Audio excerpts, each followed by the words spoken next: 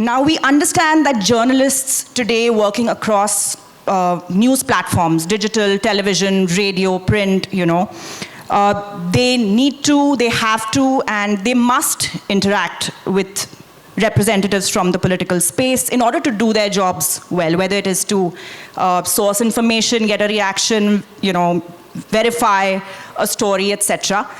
And this is fine as long as it's within the boundaries of ethics and credibility and professionalism.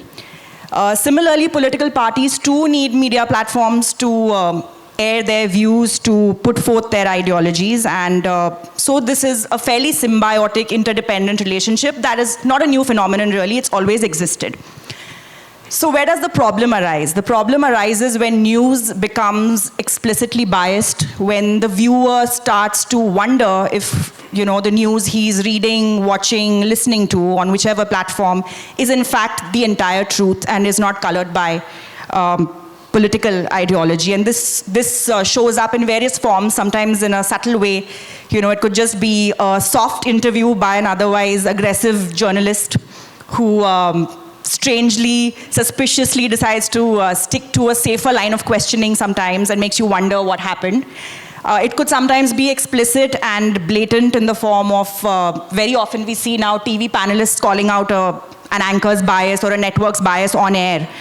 And this is the content that then gets amplified on social media. It gets posted, reshared, draws reactions on Twitter, everywhere else, and sometimes even gets repackaged as memes and lands up on our WhatsApp, right? And it's amusing for a moment, but if you think about it really, it's deeply dangerous for a democracy like ours on many levels to have journalism's credibility questioned. And that's where I want to now hand over to our panelists, because I am sure the audience wants to hear you speak much more.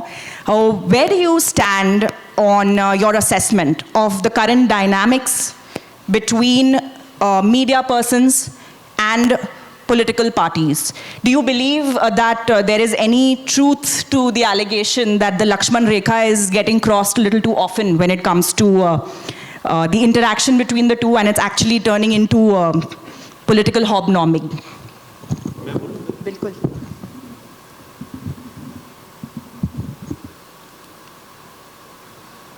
देखिए, मैं आपको एक तो मैं वैसे अमूमन ऐसा करना नहीं चाहिए, लेकिन आपका जो सवाल है मैं उसमें थोड़ा सा उससे असहमत हूँ। मुझे लगता है कि ये लक्ष्मण रेखा कभी थी ही नहीं, ठीक है ना। उसका मैं आपको उदाहरण देता हूँ कि क्यों नहीं थी।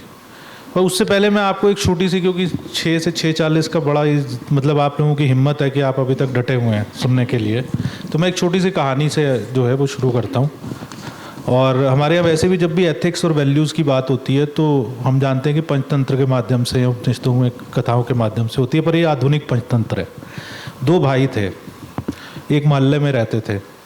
दोनों के दोनों जो है बड़े ही सात्विक स्वभाव वाले थे, बड़े अच्छे थे, समाज के लिए हमेशा सोचते थे, करते थे। तो पूरे मोहल्ले ने उनको पूरी पावर्स उनको दे रखी थी कि तुम जहाँ कहोगे वहाँ हम चल देंगे, आँख बंद करके, जो कहोगे वो कर देंगे। थोड़े दिन बाद जो है वो एक भाई जो था उसको लगा कि यार इसके लिए, इसमें कुछ अपने लिए भी कर लेना चाहिए। तो वो भाई थोड़े समय में जो है वो करप्ट हो गया। अब जो दूसरा भाई था, आइडली होना ये चाहिए था कि दूसरा भाई उसे समझाता, लेकिन दूसरा भाई जो था वो भी उसके साथ मिल गया और फिर दोनों मिलके जो है पूरे मोहल्ले की नाक में दम करने लगे। तो वो मोहल्ला जो है वो है समाज। ये जो बड़ा भाई था ये थी राजनीति, और ये जो छोटा भाई था ये था मीडिया। अगर आप आज़ादी से पहले का अगर आप एक हिस्टोरिकल एवोल्यूशन जो इंडियन मीडिया का हुआ है वो अगर आप देखेंगे, हमारे यहाँ पे जितने भी बड़े नेता थे वो सभी संपादक थे, चाहे वो बाल गंगाधर तिलक हों, चाहे वो महात्मा गांधी हों, जो भी थे, गणेश शंकर विद्यार्थी हों। तो मीडिया और जो राजनीति है वो हैंड इन ग्लव थी, या जिसको आप कह सकते हैं कि एक दूसरे का हाथ पकड़कर चल रहे थे और अच्छे पर्पस के लिए चल रहे थे। उसके बाद हम आज़ाद हो गए। तो जब हम आज़ाद हो गए तो उसके बाद आप 1947 से लेकर और 1950 के बीच में पंडित नेहरू और सरदार पटेल के बीच का पत्र व्यवहार पढ़िए मीडिया को लेकर, कि किस तरीके से मीडिया इतना गैर जिम्मेदाराना हो रहा है। उसके बाद 1951 के अंदर जो है 50 में हमारा संविधान बना, 51 में फर्स्ट अमेंडमेंट आ गई, और फर्स्ट अमेंडमेंट में फ्रीडम ऑफ एक्सप्रेशन को कर्टेल कर दिया गया। वो एक लंबी कहानी है। त्रिपुर दमन सिंह जी की एक बहुत अच्छी किताब है 16 स्टॉर्मी डेज, अगर मौका मिले तो पढ़िएगा। तो बहरहाल तो ये जो मीडिया और नेता, इनका संबंध हमेशा से आपस में रहा था, आपस में रहेगा। और ये हमारे यहाँ ही नहीं है, ये दुनिया भर के अंदर जितने भी बड़े मीडिया हाउसेस हैं उनका कहीं, आप यूएस को ले लें, वहाँ पे बड़ा क्लियर कट डिमार्केशन है कि न्यूयॉर्क टाइम्स एक तरफ खड़ा हुआ है, वॉशिंगटन पोस्ट एक तरफ खड़ा हुआ है, जो है कुछ डेमोक्रेट्स के साथ हैं, कुछ रिपब्लिकन्स के साथ हैं। यूएस में ले लें, कहीं भी ले लें आप, जो है। तो इसलिए मुझे ये लगता है कि लक्ष्मण रेखा थी नहीं। और आप 1954 की जो हम पिछले सेशन में बात कर रहे थे, प्रेस कमीशन की रिपोर्ट पढ़ ले, जो पहला प्रेस कमीशन था, तो उसके अंदर भी जो है साफ ये कहा गया है कि 80% जो हिंदुस्तान का मीडिया है वो 20% लोगों के हाथों में है, इसलिए मैनिपुलेट हो रहा है। वो प्रेस कमीशन की report, it's a damning report basically against the media. तो ये जो हमारे को एक ये कहा जाता है कि अरे बड़ा शुचितापूर्ण पत्रकारिता होती थी, बड़े आइडियल होते थे, ऐसा कुछ वो नहीं है कि कोई बहुत डिटेरेशन हो गया हो। परिस्थितियां पहले भी यही थी, परिस्थितियां जो है अब भी यही हैं। आज़ादी से पहले अलग थी परिस्थितियां, लेकिन आज़ादी के बाद जैसे राजनीतिज्ञों ने मिलकर समाज को लूटा, वैसे मीडिया ने भी उस बैंड वैगन पे जंप किया। सेलेक्टिव, मैं सारे नेताओं को भी खराब नहीं कहूँगा, मैं सारे मीडिया को भी खराब नहीं कहूँगा, पर ये लक्ष्मण रेखा थी नहीं। जो है ये लक्ष्मण रेखा ज़बरदस्ती एक क्रिएट कर दी गई आपके सामने, एक मृगमरीचिका की तरह, एक इल्यूजन की तरह कि, और उसके ऊपर जो है वो फिर हम लोग जो डिबेट करते रहते हैं। मैं एक आपको छोटा सा उदाहरण देके अपनी बात ख़त्म करूँगा कि क्योंकि अभी ये बात भी आएगी कि मीडिया की जो ओनर्स हैं वो बेसिकली लाइजनिंग करते हैं उनके साथ। 1950 के दशक में टाइम्स ऑफ इंडिया की एडवर्टाइजमेंट नेहरू सरकार ने बंद कर दी। किस लिए बंद कर दी? आई थिंक बॉम्बे एडिशन था उनका, उसकी बंद कर दी थी। वो इसलिए बंद कर दी क्योंकि वो सरकार के खिलाफ लिख रहा था। और इंटरेस्टिंग चीज़ ये है कि लखनऊ से नेशनल हेराल्ड निकलता, नेशनल हेराल्ड जो कांग्रेस का अखबार था उसकी भी एडवर्टाइजमेंट बंद कर दी सेंट्रल प्रोविंस की गवर्नमेंट ने, इसलिए क्योंकि वो वहाँ की कांग्रेस सरकार के खिलाफ लिख रहा था। तो ये मैं आपको उस समय की बात बता रहा हूँ जिसपे कि हमारे जो सो कॉल्ड बड़ा, जिसको हम अपनी आदर्श परिस्थिति मान के चलती हैं। देखिए हमारा देश युवा है, नॉस्टैल्जिया बुढ़ापे की निशानी है, ठीक है ना। तो हमें पुरानी चीज़ों को लेकर नॉस्टैल्जिक नहीं होना चाहिए और आज की परिस्थितियों के हिसाब से देखना चाहिए। Fair point, sir. I'd like to get Mr. Chaubey to respond to that because I think a lot has been said about there being no Lakshman Rekha at all. Is that true? As a senior editor of a leading news channel, do you agree? I think that's what everyone's gotten used to, right? And expects. If this was 9 p.m., then for sure I would have been screaming at the top of my voice and we would have had a fight. But no, since this is still 6 p.m. and it's the beginning of prime time. I partially agree with, actually I completely agree with you, but I'd like to simply change the context of your question, Niharika. I think what is happening and why this debate is consistently going around in our country now, whether the media has lost its bite, whether the media has lost its teeth, is because pre-2014-15, let's be honest, there was a fair bit of scrutiny and a fair bit of examination of the government of the day. Right?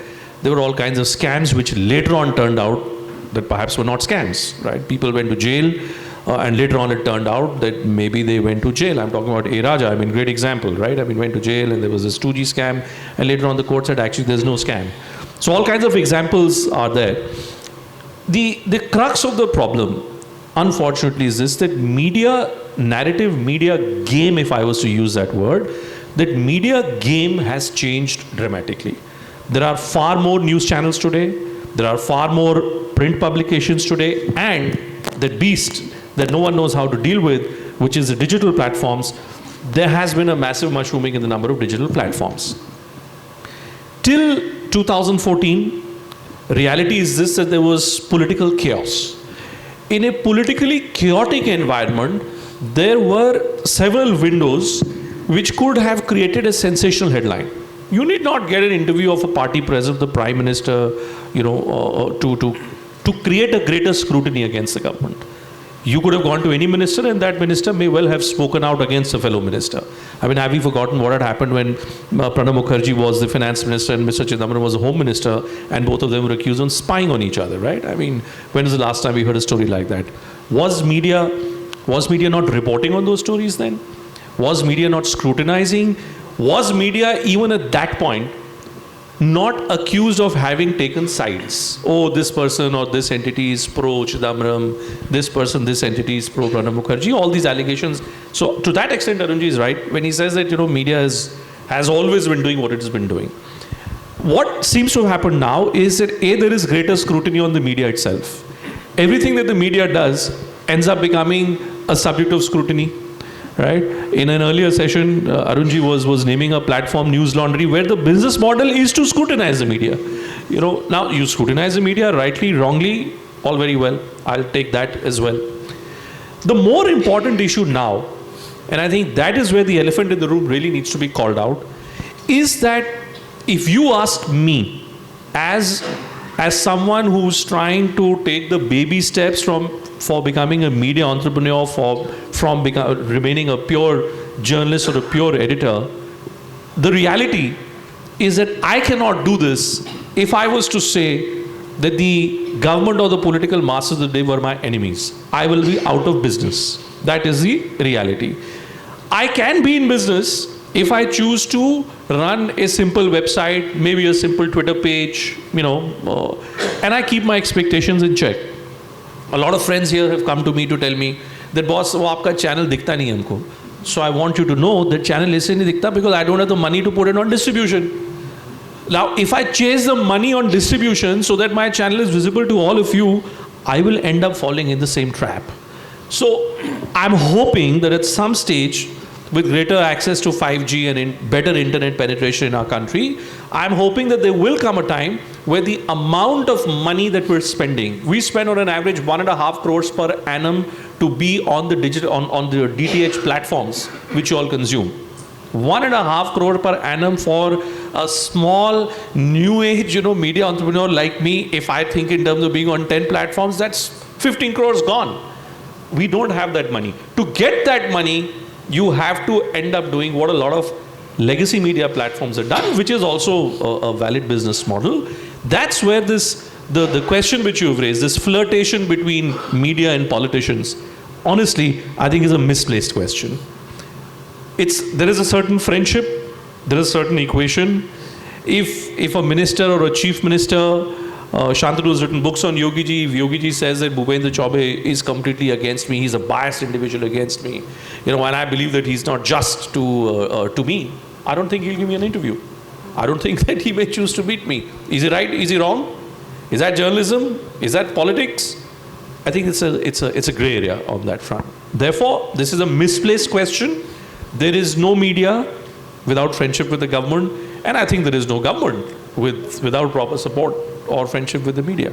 Lots of very pertinent points there, and I'm going to come back to you later about the terms on which this lack of a Lakshman Rekha works.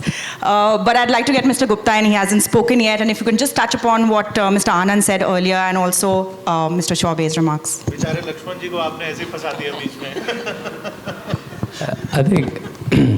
I think first of all, I think good to be back in Nagpur in person for the Orange City Literature Festival. I think both Arunji and Bhupenji tried to say the question itself is wrong, so I hope you're not feeling too bad. That's absolutely fine. I have more time. Yeah, I think we do that in TV often. Whenever we don't know the answer, and the question is wrong. I'm not saying here particularly. But I think it's a very good difficult question. But I think to sensationalize any problem statement, we try to do that कि अभी हो रहा है, इस हफ्ते शुरू हुआ है, आज कल हो गया है, 5 साल में ऐसा हो गया है, 6 साल में हो गया है, 7 साल में हो गया है. This is a trend to create a question sensation. So to that extent, I agree with you कि ऐसा कुछ नया नहीं हो गया. The formats was different. Earlier the formats were very few, right? As both of them said, formats were very few. They were not accessible. जब दूरदर्शन था तो दूरदर्शन ही था, बल्कि तब तो सबसे आसान है. गवर्नमेंट का दूरदर्शन है, 4 पेपर हैं. If you want to manage a news, 4 को फोन करना है, दूरदर्शन को मैनेज करना है, news is managed.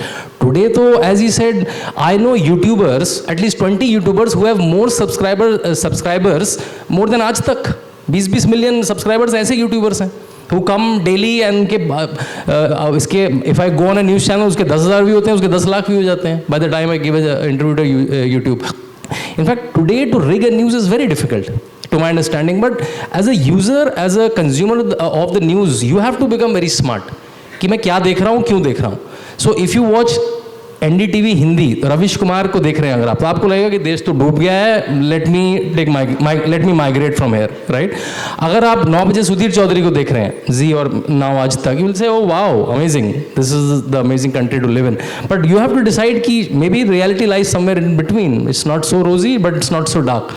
सो आपको खुद ही स्मार्ट होना पड़ेगा कि मैं क्या देख रहा हूँ, मैं क्यों देख रहा हूँ, और उसका कंटेंट क्या है, इसका बायस क्या है. बायस पहले भी थे, अब वो शायद ऑब्वियस ज़्यादा हो गए होंगे. और as I think Bhupen ji said, media पे स्क्रूटनी भी बहुत ज़्यादा है.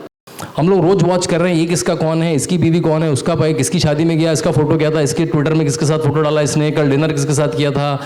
वो सब पहले भी करते थे. I go to lot of marriages. So if you know this person called Ghanshyam Tiwari, right, is a Samajwadi Party spokesman. He is a good friend, by the way. A couple of days back, we were just roaming in Khan Market. One guy came in, oh my God, you guys are together? As if like we come out of news channel and snatch each other's hair. Like I don't have, but yeah. So I think now this binary behavior has become, and I have a larger theory also that if you loosely say the right wing is in government after a long time, like properly, right? So it's a settling time kind of, right? Like they're still in the revenge कि आपने तो 70 साल सरकार चलाई, अब हम चलाएंगे, right? So it's a settling time. I think once they are also in power for sufficient time, and then it'll be settled at some point. So it's a revengeful mode है. Let's say now there is a term called revenge tourism after corona, right? So I think this is revenge right wing कि अब तो मेरी किताबें छपेंगी, मेरा ही paper छपेगा, मेरी front line आएगी.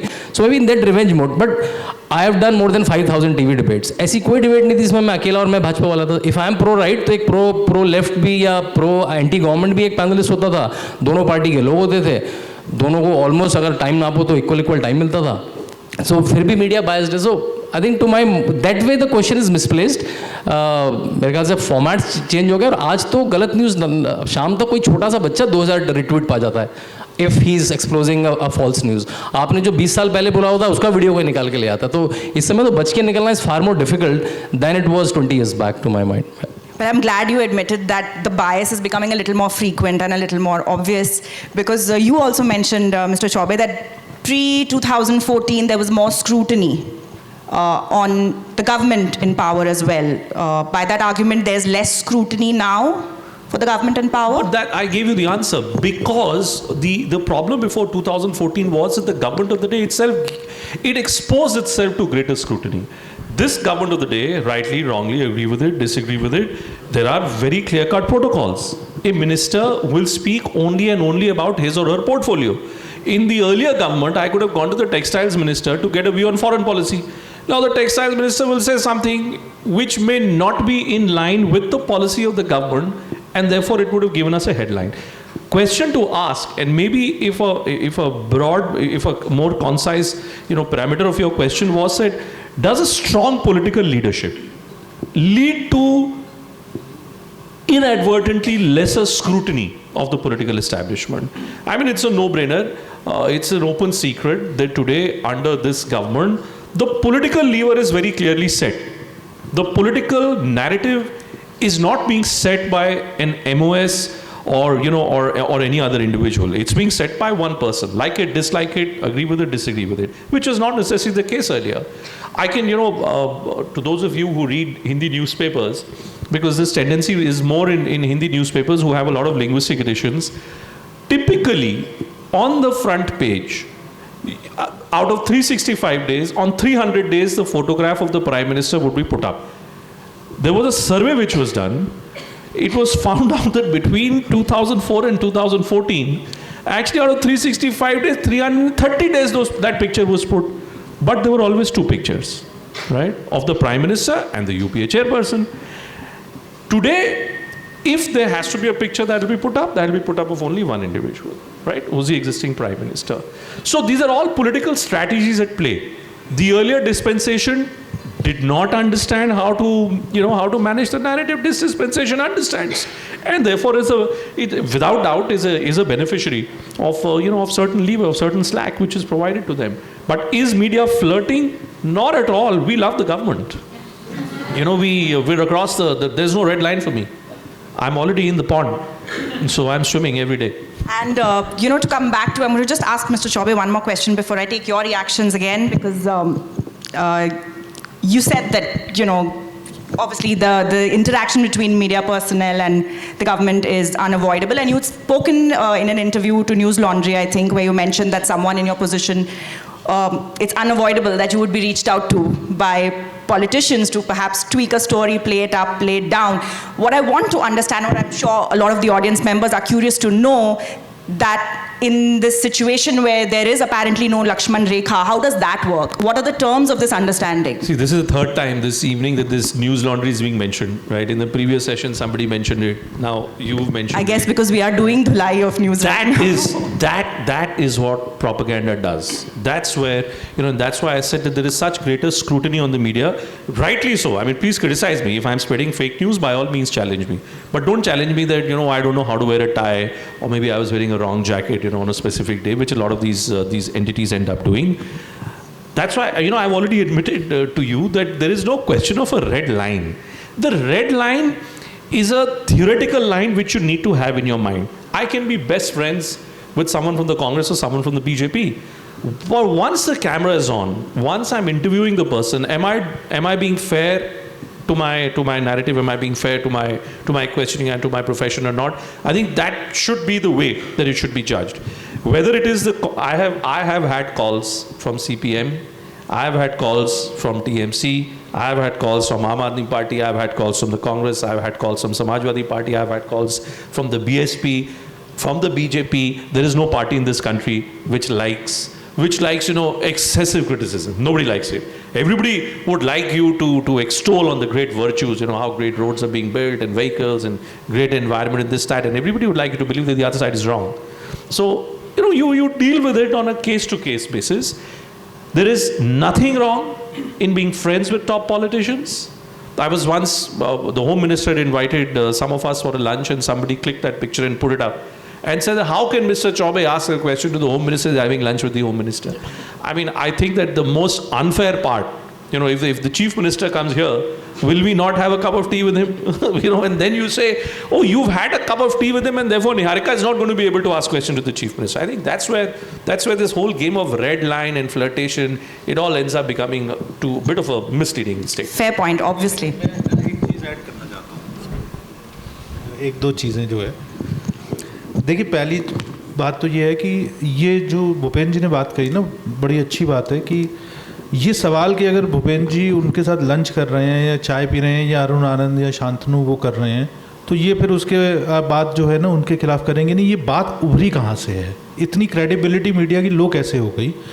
ये जो 2002 से लेकर, और मुझे कोई गुरेज नहीं है, मैं पिछले सेशन में मेरी झड़प हो चुकी है एक वामपंथी जो है अपने पैनलिस्ट से, ठीक है ना। तो ऐसा है कि मुझे कहने में कोई गुरेज नहीं, 2002 से लेकर 2014 तक जो one sided narrative Narendra Modi के खिलाफ मीडिया ने चलाया, जो सैफरन टेरर का नैरेटिव चलाया, ये जो सारा नैरेटिव चला, उससे मीडिया की क्रेडिबिलिटी, मैं ये नहीं कह रहा हूँ कि वो सब कुछ ठीक ही कर रहे थे, लेकिन लोगों को ये लगा कि यार ये वन साइडेड ही चलाते हैं। उसी से अब ये हो रहा है कि जब ये सरकार आ गई है तो अब इस साइड का, तो मतलब मीडिया ने जो अपनी एक क्रेडिबिलिटी अर्न की थी, मीडिया की एक क्रेडिबिलिटी थी। मैं अर्ली 90s में पत्रकारिता में आया था, उस समय टेलीविज़न चैनल नहीं था, इवन जब टेलीविज़न भी आया शुरुआत में, खबर आपकी छपती थी या दिखती थी तो अगले दिन ट्रांसफ़र हो जाता था उसका, या सस्पेंड हो जाता था, या कुछ ना कुछ एक्शन होता था, सीएम का फ़ोन आ जाएगा, किसी का आ जाएगा। अब आपको पीआरओ भी फ़ोन नहीं करता, तो क्रेडिबिलिटी ये लो इस वजह से हुई है क्योंकि मीडिया के एक बड़े सेक्शन ने, सबने नहीं, एक वन साइडेड नैरेटिव रखा। तो ये 12 साल में उन्होंने पूरा अपना जो है क्रेडिबिलिटी जो है वो लूज़ कर दिया, पहली बात। दूसरी बात देखिए, जर्नलिज्म में एक छोटी सी बात कह के वो करता हूँ, जर्नलिज्म में एक फंडामेंटल रूल है अनरिटन, ट्रेड सीक्रेट होता है ना, जो है, all stories are plants, we publish only authentic plants, ठीक है ना भाई। ऐसा है, मुझे कोई खबर दे रहा है, बड़ी सीधी सी बात है, मेरा रिश्तेदार तो है नहीं, ठीक है ना, क्यों दे रहा है मुझे खबर? उसने किसी को निपटाना है या किसी को उठाना है, तो मैं कागज़ चेक करूँगा और मुझे ठीक लगता है और जो है तो मैं चलाऊँगा खबर को। तो इसलिए all stories are plants, we publish only authentic plants, तो इसलिए ज़्यादा। लेकिन अरुण, ये तो बड़ी मतलब ये बड़ी just to take you on that, अगर आप ये कहते हैं कि 2002 से 2014 के बीच में सिर्फ मान लीजिए वन साइडेड रिपोर्टिंग हुई, और मैं ये कहता हूँ कि सरकार की जो मौजूदा सरकार थी उस वक्त उसकी बड़ी स्क्रूटिनी हुई, तो अगर उस सरकार की भी स्क्रूटिनी हुई और एंटी मोदी नैरेटिव भी चला गया तो फिर तो मीडिया बड़ी क्रेडिबल हुई।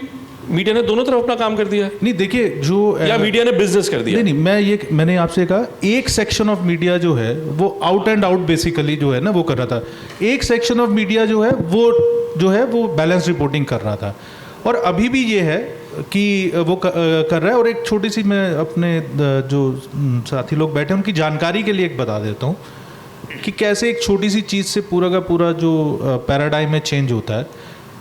2014 से पहले तक, इवन जब पहले बीजेपी की सरकार भी थी, हम सभी लोग उसका लाभ भी उठा चुके हैं। प्रधानमंत्री जब भी विदेश जाते थे तो उनके साथ एक उनके प्लेन में 40-45 पत्रकार एक फिक्स थे, वो लौट था, वो जाता था, ठीक है ना। और फिर उनको आते वक्त वापस में MEA वाले जो है मिनिस्ट्री ऑफ एक्सटर्नल अफेयर्स वाले ब्लैक लेबल भी गिफ्ट करते थे, बट कोई मतलब ऐसा नहीं था कि पी के लिखेंगे या कुछ। It was not, they were all good blue blooded journalist, अच्छी स्टोरी। नरेंद्र मोदी जी ने सबसे पहला काम क्या किया आते ही, उन्होंने ये कहा कि भाई तुम्हें जाना है तो अपने पैसे से जाओ, ठीक है ना। मैं किसी पत्रकार को, वो PTI को ले जाते हैं एक एजेंसी को, या ANI को, और ऑल इंडिया रेडियो और दूरदर्शन को। तो ये जो लार्कीज जो पत्रकारों को बड़ा रॉयल तरीके से जो है वो ट्रीट किया जा रहा था, तो एक तो ये चीज़ जो है वो बंद हो गई। तो उसकी वजह से भी जो है अब न्यूज़ गैदरिंग के एक्सपेंसेस बहुत हाई होते हैं। आप अपने खर्चे से भेजोगे, रहते वहाँ पे पहले भी अपने खर्चे से थे, पर ट्रैवलिंग का खर्चा आप समझ सकते हैं। और फिर प्रधानमंत्री मिलने भी आते थे प्लेन के अंदर, तो तो जर्नलिस्ट का एक बड़ा अलग ओहदा था। तो उन्होंने जर्नलिस्ट को ये कह दिया कि भाई तुम जर्नलिज्म कर लो, तुम्हारे में दम है तो खबर ले लो, निकाल लो, ठीक है ना।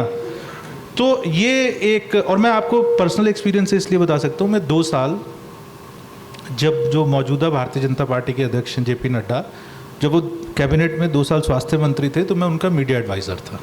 तो मैंने सरकार के अंदर भी देखा है और मैंने सरकार के बाहर भी देखा है बतौर पत्रकार भी।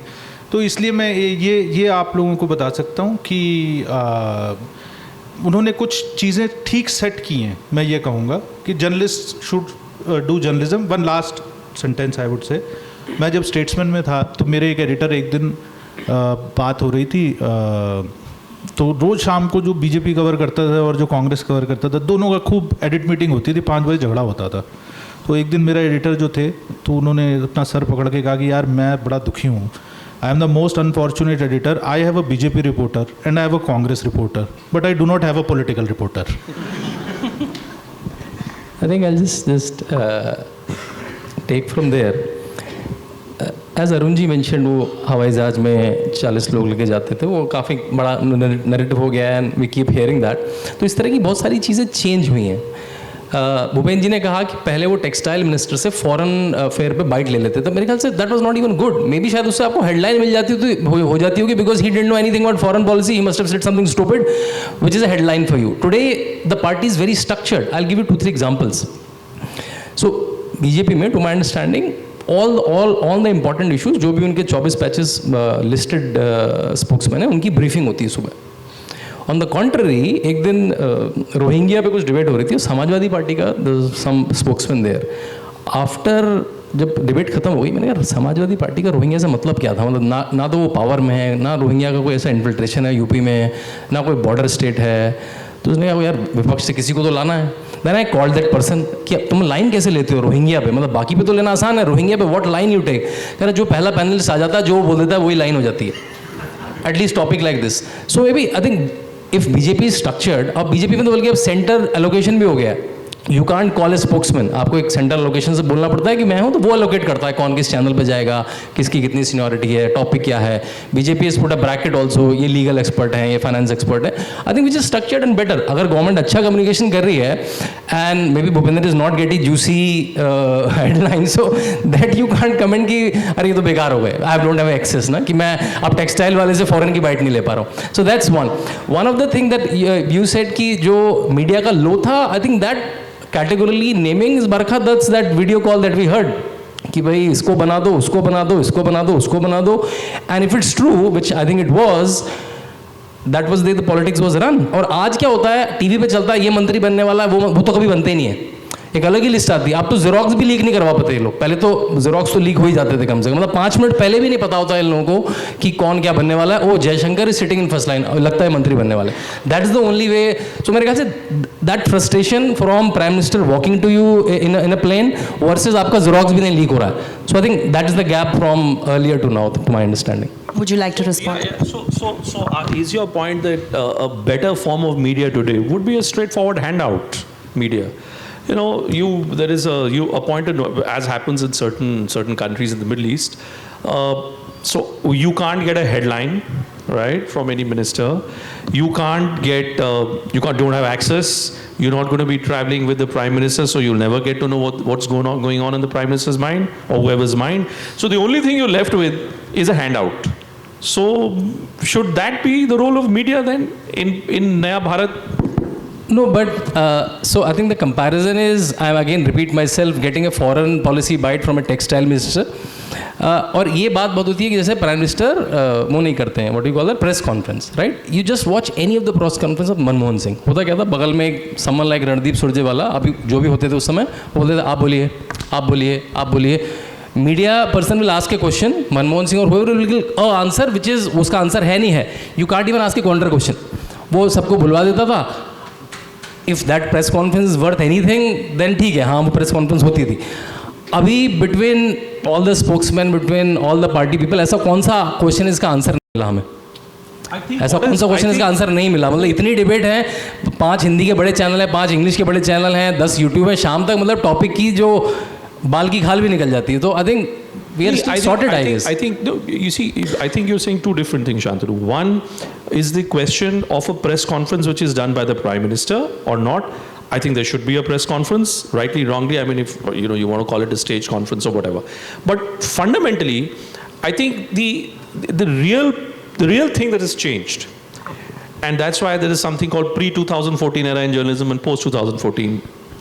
Again, agree or disagree, like or dislike.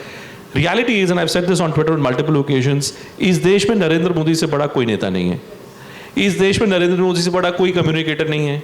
अब अगर चाहे मैं कुछ भी सोच लूँ, मैं कहूँ कि भाई इतने बड़े कम्युनिकेटर हैं, कुछ हम भी कभी इंटरव्यू करें या एकदम let's do a no holds barred, एकदम मतलब आग उगलता इंटरव्यू, वो होने नहीं वाला। वो इसलिए नहीं होने वाला because to his great advantage and to the great advantage of the BJP, they've created a model where as such their communication is now independent of what the media does, or let me say what the legacy media does, because I think media's swaroop and media's character has also changed. You talk about YouTube channels, there are Twitter platforms, and there are all Facebook pages, Instagram pages.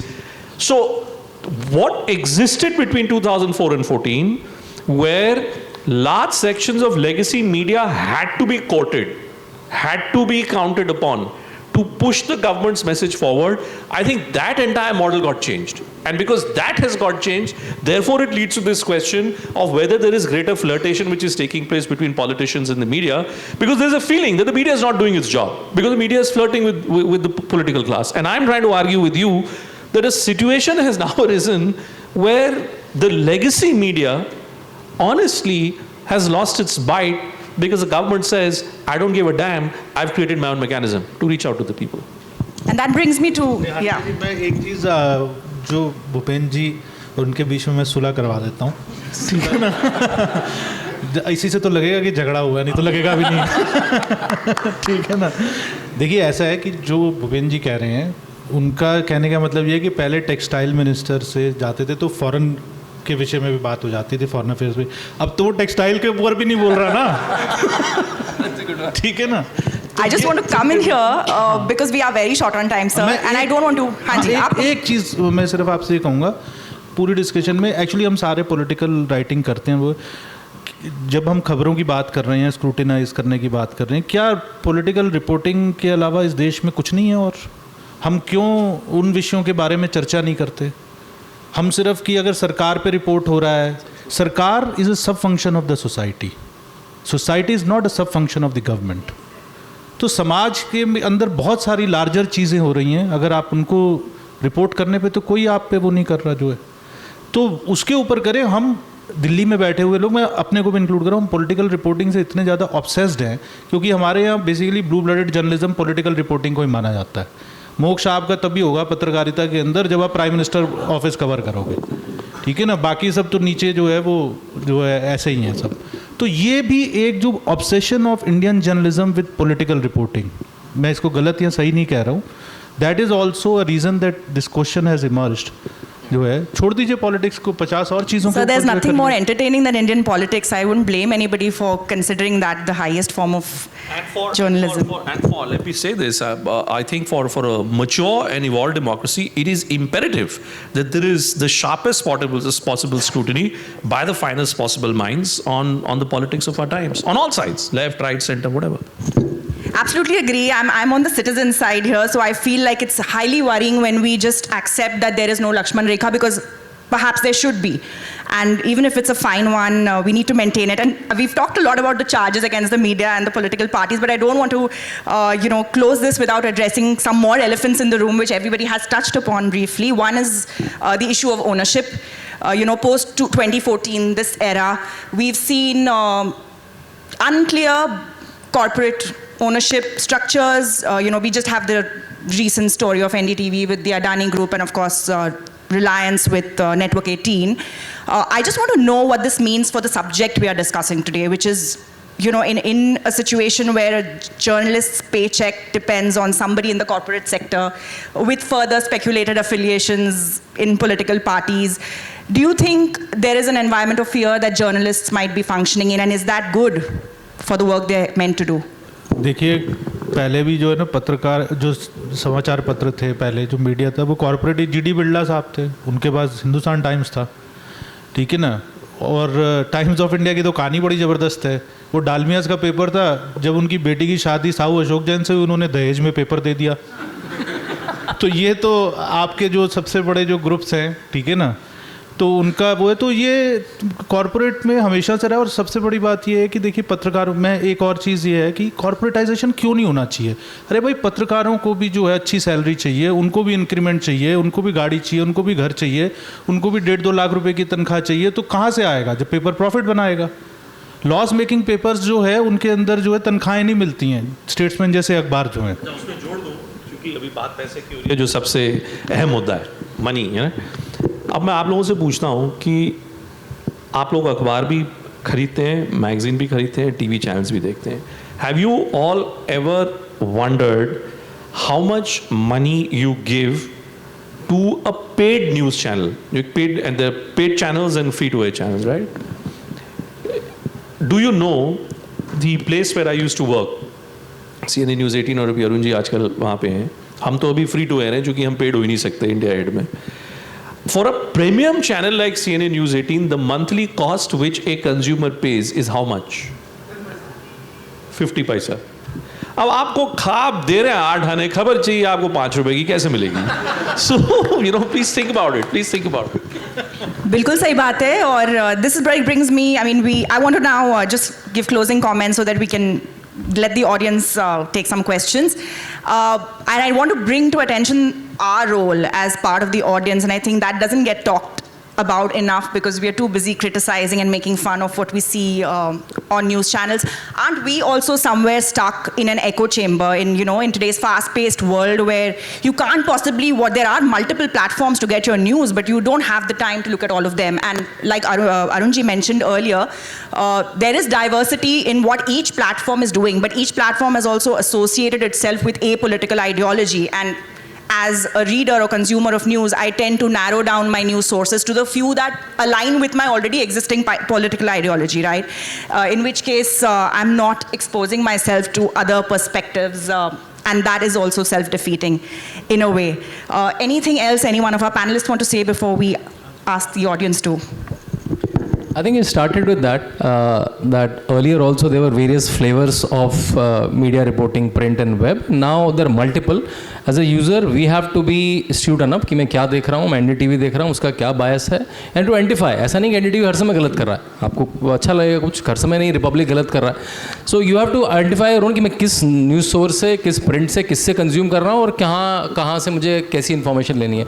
I think two things, every debate becomes very educating for me. दो तीन जो मुझे pattern लिख रहे हैं, Bhupendra ji was mentioning Narendra Modi's name. I think after a lot of time we are seeing in our lifetimes a very strong leader. जो पहले इंदिरा गांधी भी थे, जो आप लोग शायद रिपोर्टिंग नहीं करते थे तब. So I think that's why we don't even know that phenomena. तो इसलिए मुझे स्ट्रेंज लग रहा है. Second thing, there is a huge political education last 7-8 years. मतलब उपराष्ट्रपति का चुनाव भी लोग फॉलो करते हैं, जो उपराष्ट्रपति में इलेक्टोरल कॉलेज कितना है, अमेरिका का चुनाव कैसे हो रहा है. So there is a huge political education. My mother who lives in UP, who politically knows nothing about nothing, she is also concern JNU में क्या हो रहा है अभी. शी कॉल्स मी कि ये क्या हो रहा है, इसका थोड़ा समझाओ. सो आई थिंक जो जनरल एक political education which is good for the country, कि लोग ज़्यादा अवेयर है, दे नो द थॉट्स, क्या लेफ्ट है क्या राइट है. So these are the two phenomena which I got educated while we are sharing our thoughts. Would anyone like to pose a question? There is a lot of talk right now on the emergence of Web3 as in independent, really independent, single person media outlets. And eventually आज ऐसा है, Substack जैसा platform है जहाँ पे मैं newsletter $5 दे के लोग लेते हैं, चाहे वो हफ्ते में एक लिखे बट लोग लेते हैं. इसका आपको क्या लगता है आगे मीडिया हाउसेस पे क्या होगा? क्योंकि अब ऐसी कहानी हो सकती है कि हर रिपोर्टर अपने आप में एक न्यूज़ चैनल है, और बहुत क्रेडिबल हो सकता है वो. नहीं, बिल्कुल सही. मैंने पिछले सेशन में मैंने तो लेगेसी मीडिया को 10 गाली दे दीजिए. और अभी अरुण भाई ने एकदम सही बात बोली कि भाई हम पत्रकार हैं. अगर पेट्रोल का दाम 100 रुपये है तो वो जो एक किसी कॉर्पोरेट कंपनी का CEO अपनी गाड़ी में तेल बढ़ाता है, उतना ही पैसा मैं भी देता हूँ. तो पैसा कौन देगा? अगर ये जो सो कॉल्ड ये डिबेट है कि यार फ्लर्टेशन हो रही है राजनीतिक क्लास के साथ, और मैं बोल रहा हूँ कि साहब फ्लर्टेशन नहीं, we love the politician so that the politician loves me. I have absolutely no qualm in admitting that.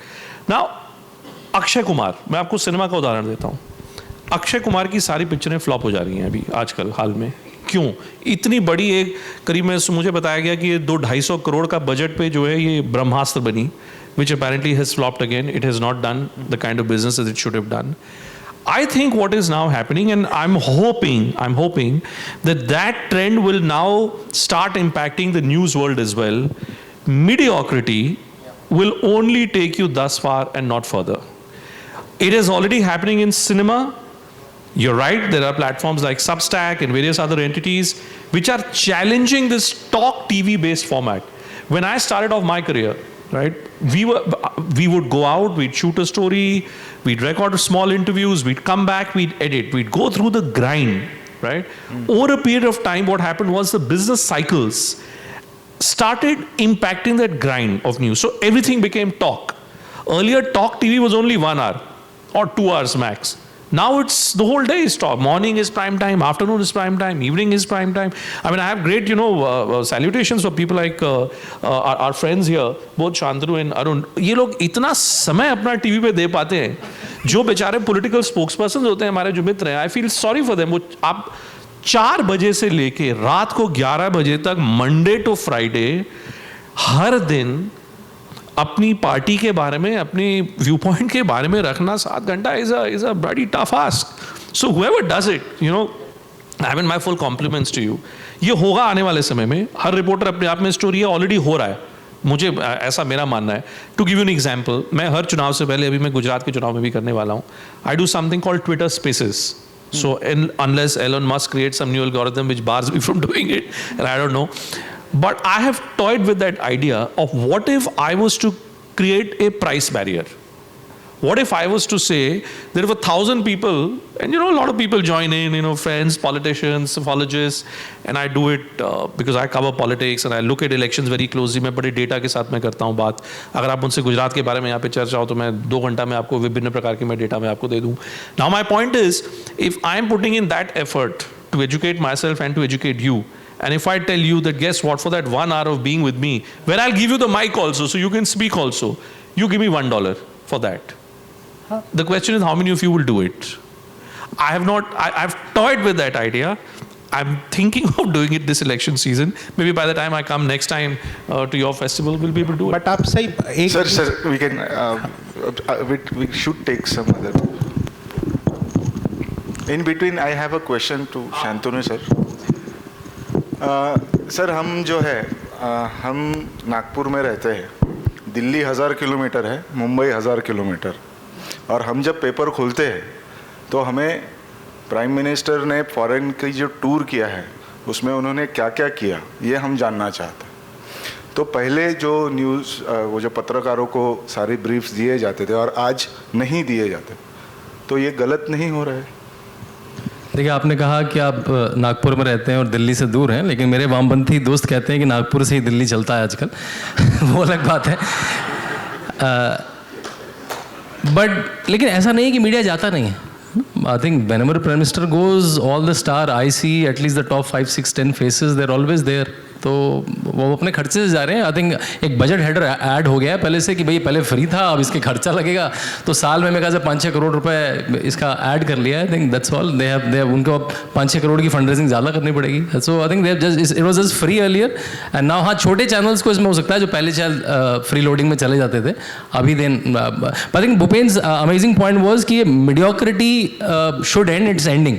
So I think that's Bollywood end has shown that वो साउथ की छोटी सी पिक्चर आके बड़ा नाम कर जाती है और वो हिंदी में आके हिट हो जाती है, and Bollywood biggies are not working. तो आई थिंक ये मीडिया में भी जितने जल्दी आ जाएगा विद अ $5 थिंग, एक journalist and someone should pay for the hard work that some person is doing. वो मीडियोक्रिटी की 5 वाली डिबेट को नहीं देखना बंद कर देंगे लोग। सो सर, जब हम टीवी पे जब न्यूज़ चैनल्स देखते हैं सर, तो जैसे मैं दूरदर्शन देख रहा हूँ तो मुझे नहीं पता होता है कि और कितने लोग दूरदर्शन देख रहे हैं या कितने लोग जी न्यूज़ देख रहे हैं। लेकिन जब मैं न्यूज़ को कंज्यूम करता हूँ फ्रॉम यूट्यूब तो मुझे दिखता है कि इतने व्यूज़ हो चुके हैं इसके। तो मुझे बहुत दुख होता है कि दूरदर्शन पे बहुत कम व्यूज़ होते हैं न्यूज़ के लिए। तो मुझे ऐसा लगता है कि दूरदर्शन है वो न्यूज़ देता है as information, but other media outlets, they give news as their opinions. So people have tendency to grasp easier things. When you put opinions, then it becomes very easy for us to consume it.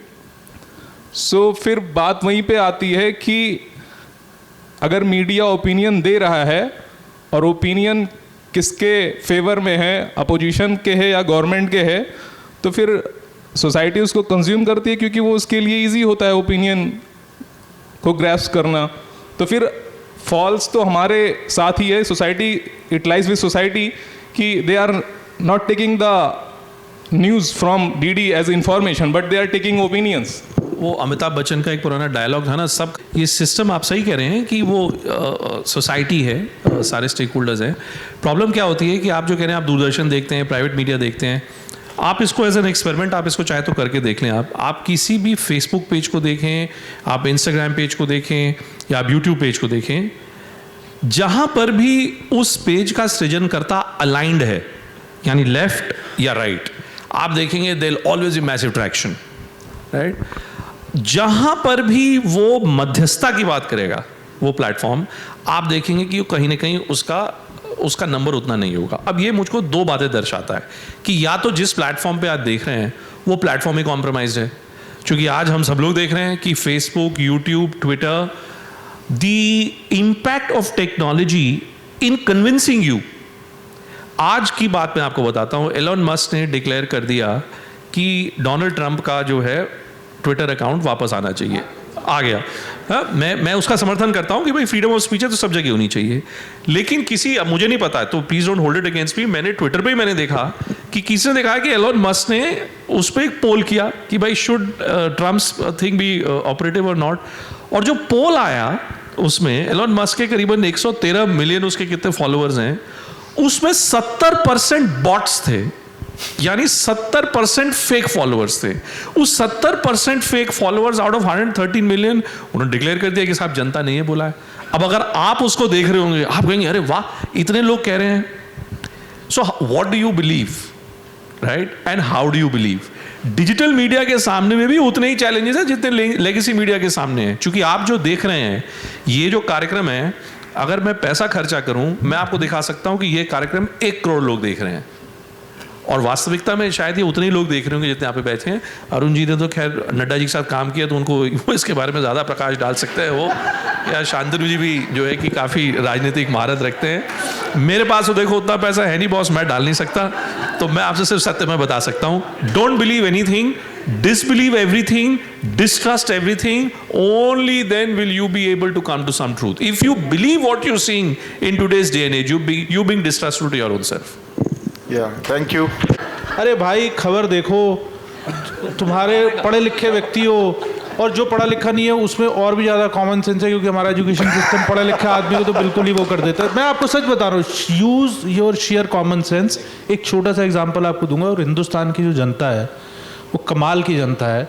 1977 के अंदर जो election हुआ emergency हटने के बाद, एक all India radio था, एक दूरदर्शन था, अखबार सारे बंद पड़े थे, सारी पॉलिटिकल पार्टियां बिल्कुल डिसरप्टेड थीं, लोग बाहर आए, लोगों को कैंडिडेट के नाम तक नहीं पता थे, ठीक है ना, चुनाव हुआ और पूरी कांग्रेस की मशीनरी, और लोगों को अच्छा भी लग रहा था। My father used to tell me कि ट्रेनें टाइम पे चलती थी, इमरजेंसी को सपोर्ट नहीं, ट्रेनें टाइम पे चलती थी, कीमतें कंट्रोल में थी, भ्रष्टाचार समाप्त हो गया था। और सोचिए कोई और मीडिया नहीं, कोई 24/7 नहीं, कोई पैसे नहीं अपोजिशन के पास, रैग टैग अपोजिशन। रिजल्ट क्या आया? इंदिरा गांधी साफ। तो अपनी कॉमन सेंस जो है ना, आपकी जो शेयर कॉमन सेंस है, वो आपको ये बता दे कि भाई हमारे यहाँ घर में भी बच्चा आता है, ठीक है ना, जो है तो वो पता चल जाता है कि जो है आज झूठ बोल रहा है कि सच बोल रहा है, ठीक है ना। तो या कभी कभी हम बहुत ज़्यादा डेप्थ में चले जाते हैं, ज़्यादा पछड़े में ना पड़िए, खबर पढ़िए, एंजॉय करिए, देखिए अपना जो है। Thank you.